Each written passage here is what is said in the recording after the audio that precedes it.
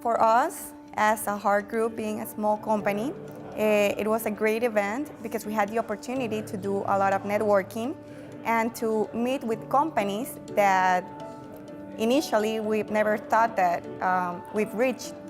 So it was a really good opportunity to meet them and to get to know their challenges and what they're working and how, as small businesses, how we can support them and become their suppliers.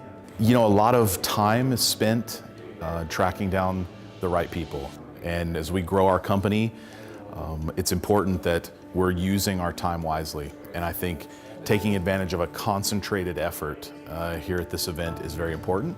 It allows us to speak with the right people in the right amount of time. Closing business is the goal, and if you have to spend months or years to do that, that can cost a lot of money and it's very challenging. So to be able to concentrate our effort and time in one event in 2 days is very valuable. This has been very valuable for us here.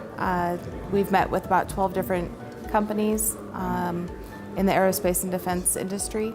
We've been able to talk about the services we provide and get some follow-up meetings.